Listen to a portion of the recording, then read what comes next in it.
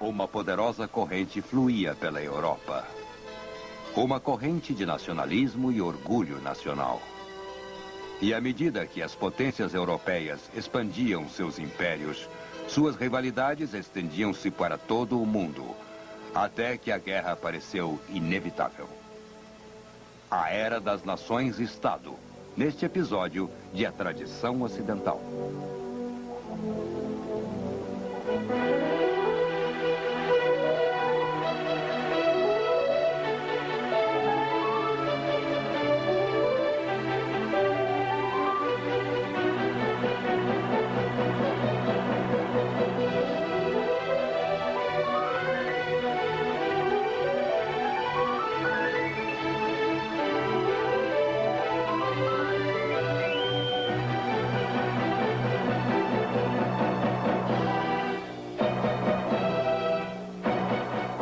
E agora o professor da Universidade da Califórnia, Eugene Weber, em sua jornada através da história da civilização ocidental. Na última vez, vimos como os românticos encararam sua sociedade com novos olhos. Eles viram coisas que já existiam antes, é claro, mas agora que uma longa análise fora realizada, ficaram chocados, ficaram abalados e quiseram fazer algo por causa disso. A Revolução Industrial, a explosão urbana, a melhoria das comunicações e informações concentraram a realidade e a imagem do sofrimento, horror e injustiça num patamar sem precedentes. Assim como as consequências do iluminismo, revolução e romantismo fizeram com que as pessoas ficassem mais sensíveis, mais aptas a serem impressionadas ou deprimidas pelo sofrimento humano. As maravilhas da indústria moderna eram equiparadas aos horrores do engenho humano, ou, quiçá, do engenho desumano. Criancinhas trabalhavam 16 horas por dia e cansavam-se tanto que desfaleciam sobre as máquinas, acabando mortas ou mutiladas. Homens, mulheres e crianças vestidos com trapos vivendo em cavernas como ursos. Várias famílias num único aposento com piso de terra coberto de lama e esterco. O problema foi suavizado por reformas que gradualmente melhoraram as condições, com os trabalhadores organizando-se em associações, com a revolução que acelerou o processo de reforma e com o aumento na produção e nos recursos que trouxe mais superávites, com distribuição menos desigual. Na segunda metade do século, a terrível fome e a miséria que tanto haviam deprimido os observadores, agora estavam reduzidas. Não haviam desaparecido, é claro, mas já eram menos intensas. A carga de trabalho estava sendo restringida, as condições de trabalho eram aprimoradas, havia serviços médicos, aposentadorias, escolas, subsídios para a habitação, terra ou desemprego. Tudo isto veio aos poucos, no entanto, quase sempre pouco e tarde demais. Na maioria dos países, a legislação social de real importância só foi aprovada no final do século XIX ou já no século XX, mas não havia existido antes. Comparando-se os últimos 150 anos com o resto da história, só isso já torna este período excepcional.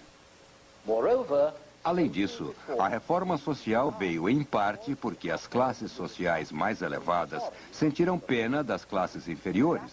Outra novidade. Podemos descrever isso como romantismo social. Vemos o povo como nobres selvagens para quem a regeneração social irá chegar. Este ponto de vista, que combina empatia, caridade e culpa, é uma visão que permanece conosco hoje em dia.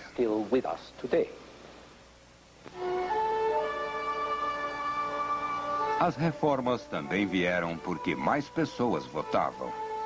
Em 1914, todos os homens votavam mesmo em países como a Áustria e Itália, que estavam mais atrasados.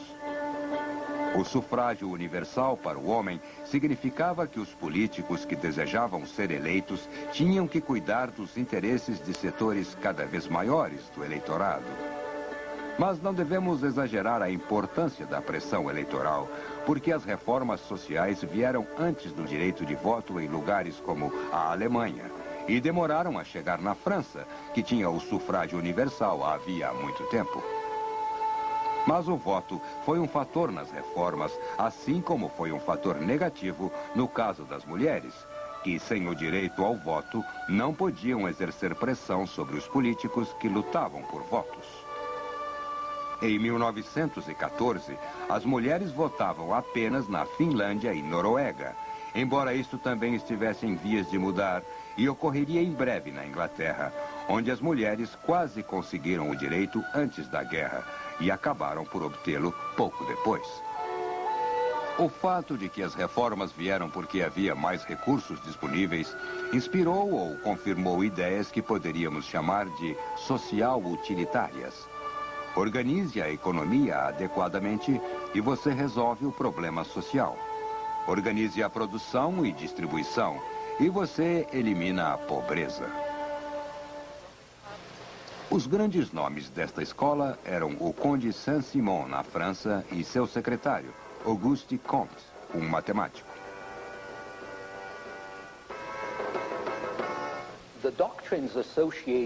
As doutrinas associadas a Saint-Simon e Comte são conhecidas como saint-simonismo e positivismo. Positivismo porque devia ser baseada em análise científica de dados positivos, como matemática ou estatística. Mas estas doutrinas são realmente religiões do progresso, inspiradas pelo real progresso que ocorria, afirmando que maiores progressos poderiam ser atingidos por tecnocratas, engenheiros, economistas, especialistas de toda a espécie. E como havia uma forte relação com avanços concretos, o positivismo inspirou muita gente, incluindo os homens que conquistaram a República no Brasil e adicionaram o slogan positivista à sua bandeira: ordem e progresso.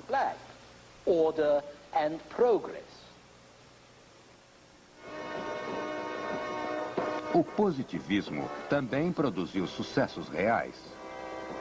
Positivistas e saint-simonianos construíram algumas das grandes ferrovias da Europa.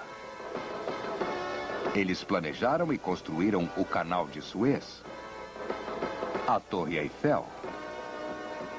Eles publicaram as primeiras revistas em massa e fundaram as primeiras agências de publicidade. Mas se eles contribuíram para a prosperidade geral, só atacaram problemas trabalhistas de forma acidental ou indireta. Se os trabalhadores queriam ter voz ativa nas políticas trabalhista e nacional, teriam que se organizar de alguma forma para realizar seus desejos. E aqui entra a tradição da revolta social, que tem início com a tentativa de integrar os trabalhadores ao Estado burguês e termina com a negação de que tal integração seja possível, que classes não podem ser reconciliadas, que as duas nações, a pobre e a rica, não podem ser integradas. Nesta visão dos trabalhadores, a classe operária tem que conquistar o poder. Ela tem que assumir o controle do Estado e usá-lo para seus interesses, assim como a burguesia tomou o poder da aristocracia para usar o Estado em seu próprio benefício. Como declara Karl Marx, somente quando a classe operária tiver vencido, só então a liberdade e a igualdade reinarão, pois aí não haverá mais classe para oprimir ou ser oprimida. A sociedade poderá ser organizada de forma racional com trabalho e justiça para todos, recursos que irão fluir de todos de acordo com suas capacidades, para todos de acordo com suas necessidades.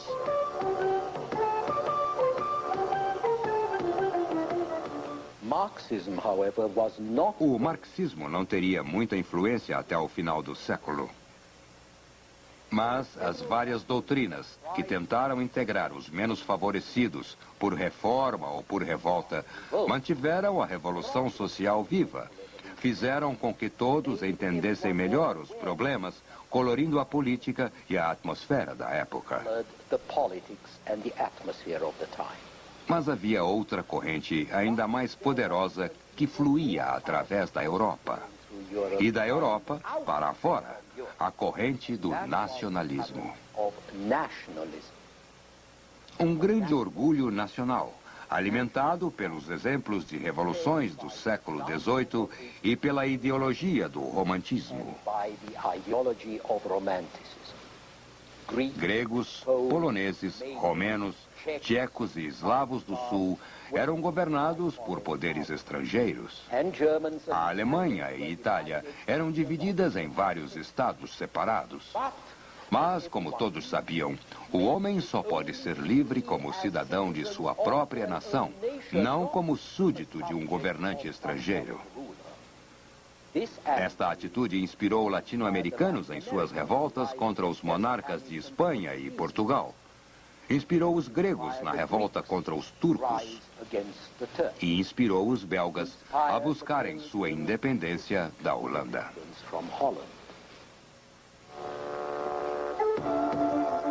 Na verdade, a história internacional do século é a história de povos lutando para serem nações livres, atingindo o objetivo como fizeram os italianos e os alemães, romenos, búlgaros e sérvios nas décadas de 1870 e 70, ou fracassando como os poloneses. Os que fracassaram continuaram tentando, e seus complôs e revoltas introduziram uma corrente de instabilidade. Jamais houve uma estabilidade internacional na Europa do século XIX por causa das nações súditas. Poloneses, tchecos, eslovacos, romenos e eslavos do sul estavam continuamente conspirando e rebelando-se para obter o que chamavam de seus direitos nacionais. As duas grandes explosões revolucionárias de 1830 e 1848, em especial, foram épocas de revolução nacional, quando os povos se revoltaram pela independência ou pelo direito de união em uma só nação-estado. O século XIX não foi um período de grandes guerras na Europa, mas as guerras que ocorreram foram por objetivos nacionais. A unificação da Itália, a seguir da Alemanha e dos países Balcãs, até que a guerra foi deflagrada em 1914, exatamente porque os eslavos do sul queriam sua própria nação unificada. E quando a Primeira Guerra Mundial acabou, as aspirações nacionais do século XIX finalmente foram realizadas. A Europa, da Rússia ao Atlântico, era uma Europa de nações-estado. Mas no século XIX, as economias dos países europeus e no resto do mundo eram dirigidas pelos países avançados e, em grande parte, até por entidades como o Banco da Inglaterra. Politicamente, os assuntos estavam nas mãos das grandes potências, um termo inventado na época da Conferência de Paz, após as guerras napoleônicas, o Congresso de Viena, com a Inglaterra, França, Rússia, Áustria e seu império, e a Prússia, que em 1871 se tornou o Império Alemão. Na década de 1870, uma Itália unificada juntou-se ao grupo.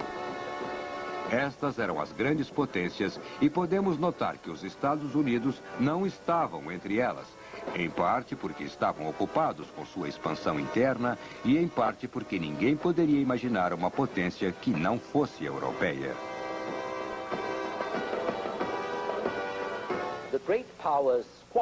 As grandes potências divergiam, mas em geral administravam o mundo como uma espécie de clube.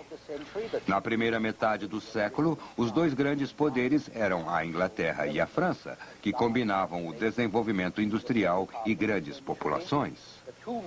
Na segunda metade do século, as duas maiores potências eram Inglaterra e Alemanha, pelas mesmas razões. O objetivo original do clube das grandes potências era evitar que algo similar à Revolução Francesa voltasse a acontecer. A Revolução Francesa pairava sobre o século XIX como a Revolução Russa iria afetar o século XX. E não há como entender a política internacional desse período sem manter este fato em mente. Havia contínuas revoluções nas décadas de 1820 e 1830, e especialmente em 1848 e 49. Mas sempre que as revoluções ficavam fora do controle, as outras potências intervinham, ajudando-se mutuamente a abafar as revoltas. E ainda mais importante, as razões para as revoluções estavam sendo eliminadas.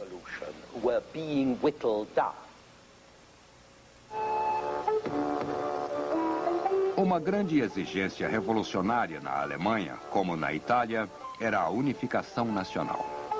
Mas isso foi realizado em 1870 não por uma revolução, mas sim por política conservadora, dirigida por um estadista inteligente como Bismarck. Homens como ele, como Napoleão III na França, entenderam que os radicais poderiam ser aplacados, realizando aspectos menos radicais de seus programas. Maior produtividade, melhorias econômicas e reformas moderadas tornaram isso possível.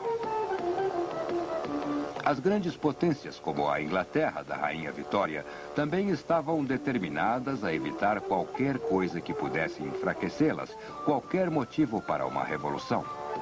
E a primeira coisa que queriam evitar era uma guerra generalizada, porque pensavam, corretamente, que uma guerra fomentaria revoluções. Assim, as guerras europeias do século XIX foram apenas marginais, como na Crimeia, mostrada aqui, ou nos Balcãs.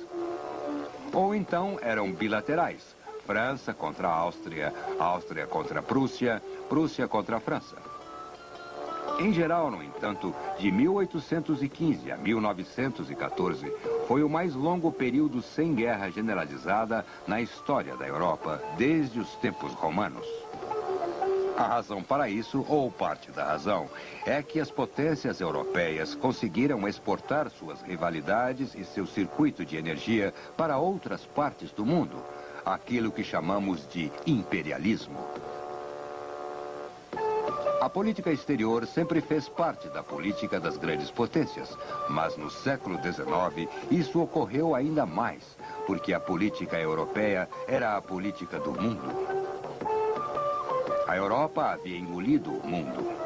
Isso ocorreu através de conquistas de comércio e investimentos com a colonização, enviando entre 30 a 50 milhões de europeus a países que já eram extensões da Europa, como nas Américas, ou iriam tornar-se extensões da Europa, Austrália, Nova Zelândia, Norte da África, África do Sul e a Sibéria. Colônias europeias como a Austrália da Inglaterra, na verdade, eram autônomas em sua política e estavam melhor economicamente que suas matrizes europeias e também mais abertas. No geral, elas ofereciam mais oportunidades, mais igualdade, mais democracia que as matrizes, pelo menos para os brancos. Mas esse não era o caso onde os colonos estavam em minoria, onde alguns soldados, plantadores e administradores governavam os nativos com cor de pele diferente. Não sabemos ao certo por que isso ocorria, já que não é necessário ocupar uma área para administrar sua economia. Os ingleses controlaram a economia do Egito com mais eficiência do que fizeram na Austrália. E ganharam mais dinheiro. O controle econômico era mais econômico do que conquista e ocupação colonial.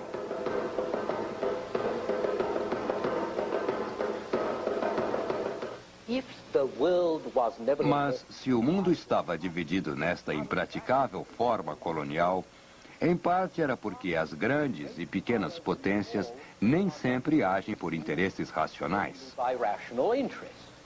Havia um senso de aventura nas colônias, O tipo de coisa que vemos nas histórias de Tarzan. Havia o senso de missão, de levar o cristianismo, a higiene ou o governo decente a regiões que, como definidas na virada do século, eram chamadas de raças inferiores sem lei. Hoje podemos até rir dessa sobrecarga do homem branco e houve muita hipocrisia nesse sentido, além de brutalidade e estupidez. Mas o comércio de escravos na África, conduzido pelos próprios africanos e árabes, só foi eliminado por oficiais e missionários brancos recém-convertidos à abolição da escravatura. E muitas doenças foram tratadas com uma inesperada explosão demográfica, causada pela intervenção de médicos brancos.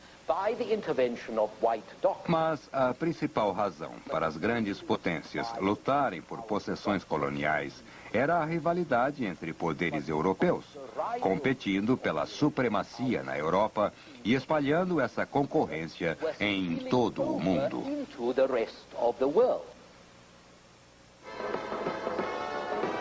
Uma grande potência, por definição, tem possessões ultramarinas e uma frota naval. Os ingleses tinham ambas. Os franceses, idem.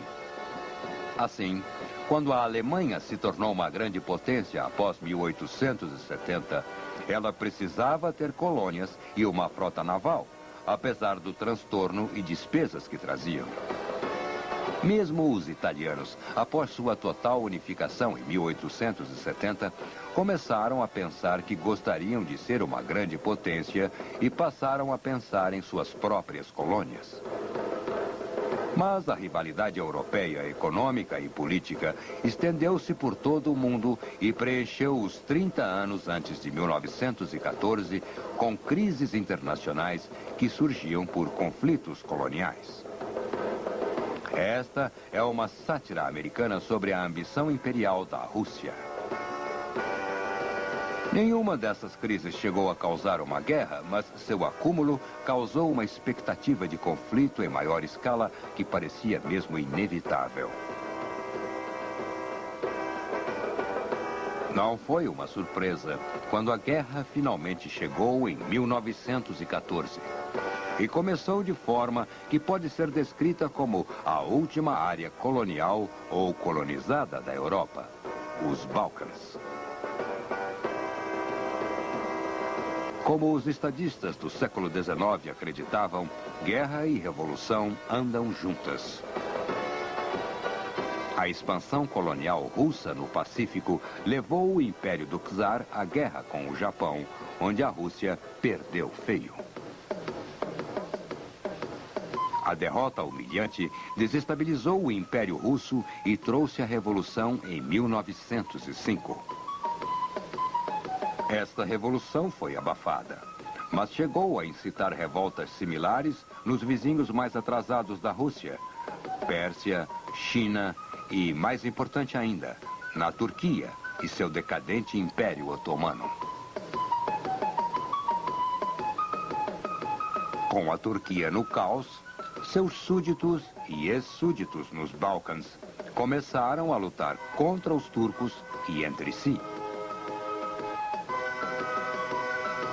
Este levante nos Balcãs, por sua vez, ameaçou outro império arcaico, o Austro-Húngaro, o Império Habsburgo, que dominava grande parte dos eslavos do sul, hoje a Iugoslávia.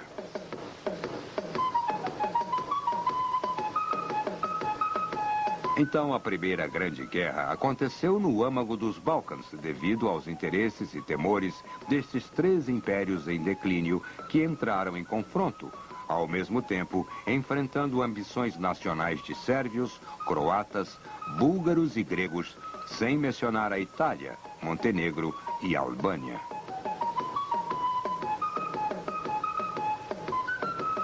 A crise que deu início à guerra surgiu quando o herdeiro do trono austríaco, Arquiduque Franz Ferdinand, foi assassinado por um estudante em Sarajevo, a capital da Bósnia, que era parte do Império Austríaco. Acreditou-se, corretamente, que a Sérvia, uma nação eslava independente, era culpada pelo assassinato. E assim, a Áustria, com o apoio de sua aliada, a Alemanha, atacou a Sérvia, que era apoiada pela Rússia, por sua vez, aliada da França e alinhada com a Inglaterra. Nenhuma destas potências queria a guerra, mas todos estavam preparados para ela, especialmente pelo longo período de crises coloniais. Assim, a rede de grandes potências, criada para evitar hostilidades por meio de ações mútuas, ajudou a trazer a guerra. Poucas semanas após a morte de Franz Ferdinand, quase toda a Europa estava em guerra.